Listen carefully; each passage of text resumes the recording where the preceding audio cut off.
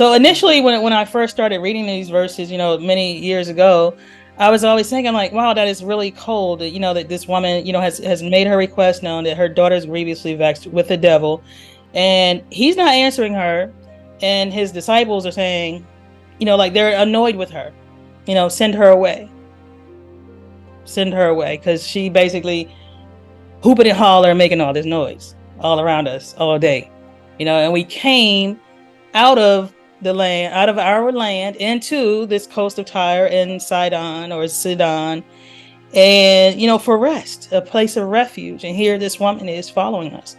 But as I went on and studied it and looked deeper, so looked to see deeper, um, they were actually saying to her, to the Lord, like answer her, like go ahead and send her away, but like answer her prayer and send her away. Like, please give her what she wants so she can go on about her business. Okay, when you look at the word choices that these were translated from, and this is Matthew, so this is in New Testament, so this is not Hebrew, this is Greek, translated from the Greek. So when you look back at the Greek, you'll see that the words that they were using, the word choices that they were using, were actually more of a meet her request, so she can go on about her business, because she is making all of this noise, drawing all of this attention to herself, to us, and we came here to get away. Verses 24 through 27 said, but he answered and said, I am not sent but unto the lost sheep of the house of Israel. So here, I look at this as him replying. This is the Lord replying, and telling them like that's not an immediate need, that this woman's request is not an immediate need. But he's talking to not only his disciples, responding to them, but also within her earshot as well, so she can hear what's being said. And then here, I think this is vital, important, even though a lot of people, would skip this, change this, say that that's not what he meant. He's talking about, everybody. No, it says right here, I'm not sent but unto the lost sheep of the house of Israel.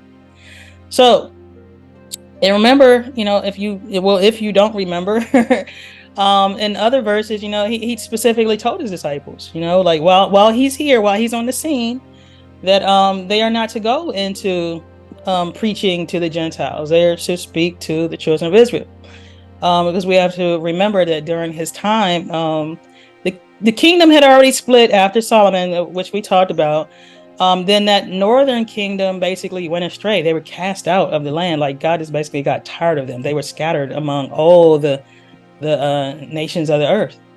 So he was sent to basically regather his people, lost sheep of the house of Israel. Okay. So then, verse 25, then she came and worshipped him, saying, Lord, help me.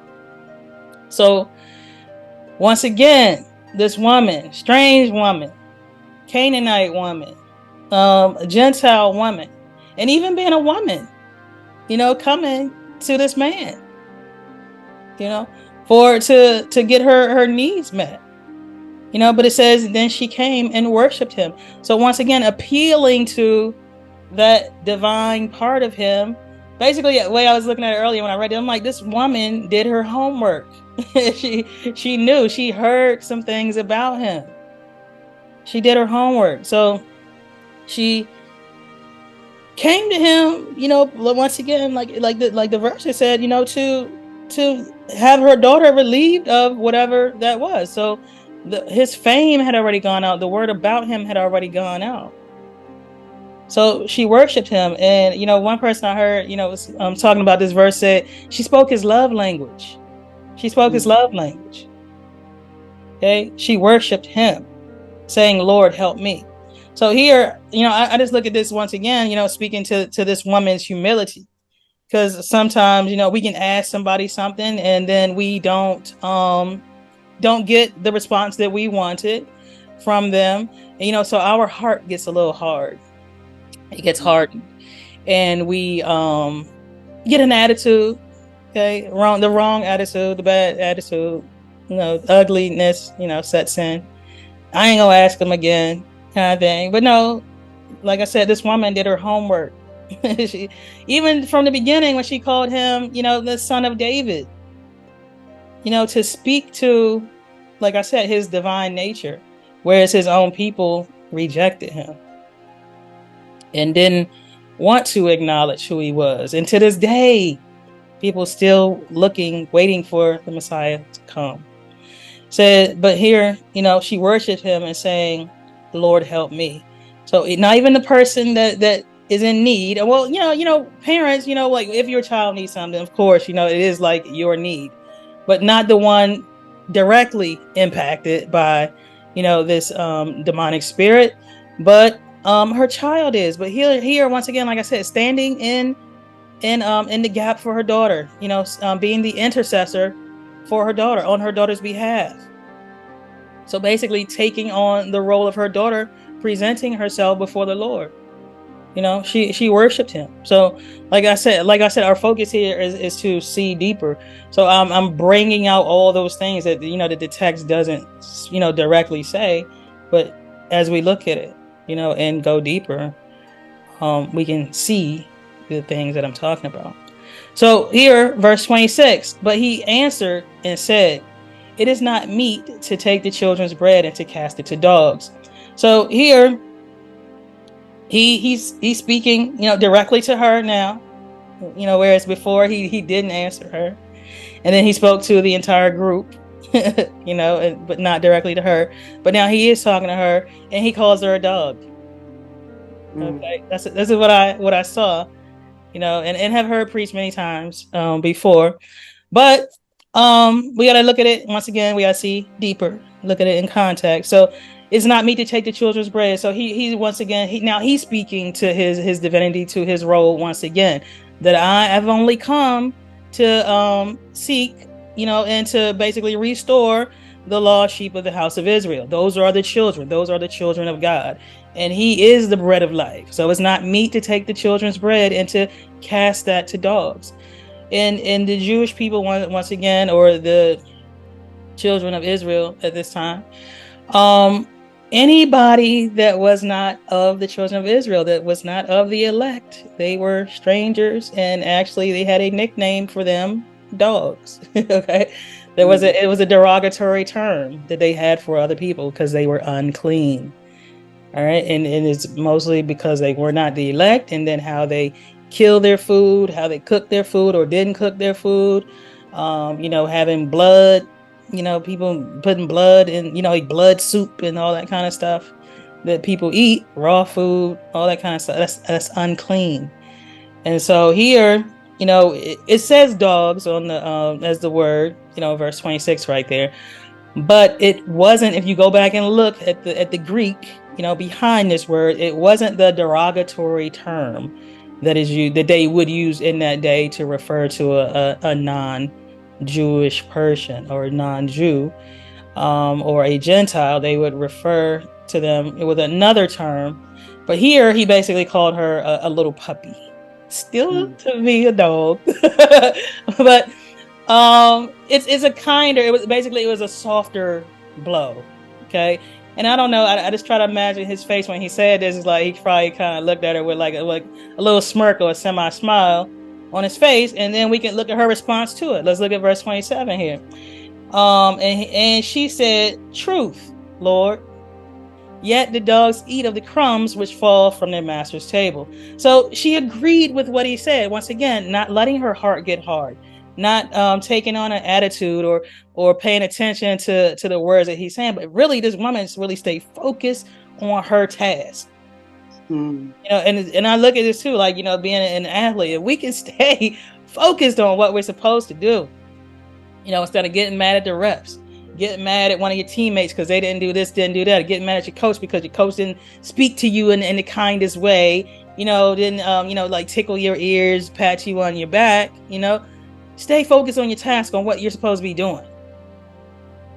Okay, so here, truth, Lord. So she knows how, she is perceived as being this Canaanite woman, not of the lost sheep of the house of Israel. She knows it. It's not a secret, But here she has a response. She's going to use this what some would perceive as a disadvantage as an advantage. So yet the dogs eat of the crumbs which fall from their master's table. So she came into agreement with what he was saying. Yeah, I might be the little puppy. Yes. But even with that, you're going to feed your little puppy, you're going to take care of the little puppy. He is not one of the children, but he belongs to the children, right? He belongs to the family. Right?